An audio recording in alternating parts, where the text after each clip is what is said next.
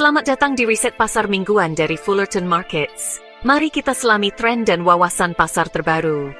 S&P 500 inflasi kembali menjadi fokus di Wall Street karena laporan CPI dan Fed Kamis.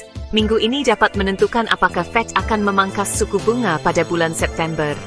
Pemotongan 1/4 poin secara luas diperkirakan, tetapi inflasi yang lebih panas dari perkiraan dapat memicu kekhawatiran stagflasi dan menghentikan rally di S&P 500 yang mendekati rekor tertinggi.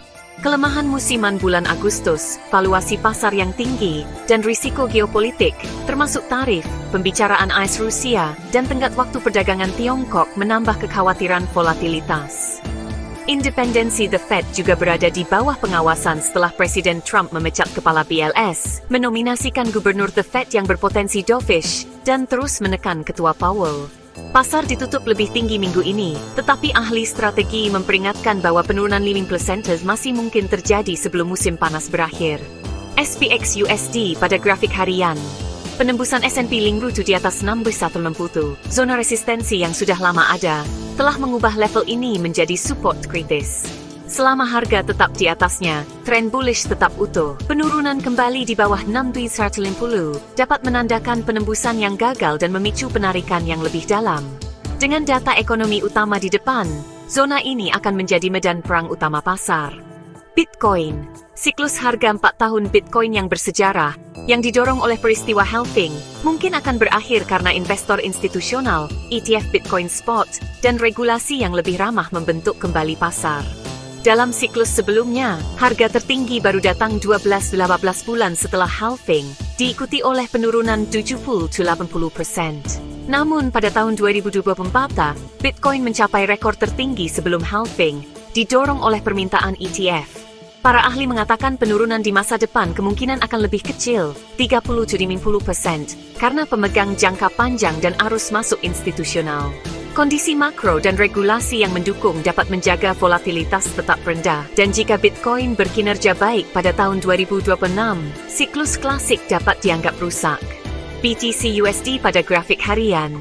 Bitcoin tetap terjebak di antara support utama di 110.000 dan resistance di 120.000. Setelah gagal bertahan di atas batas atas, harga telah menarik diri tetapi sedang mencoba pemulihan.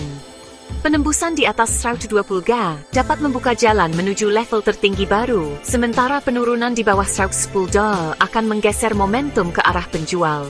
Harga emas turun dari rekor 3.477 menjadi 3.319 setelah Gedung Putih mengatakan akan segera mengeluarkan perintah eksekutif untuk mengatasi informasi yang salah mengenai tarif emas.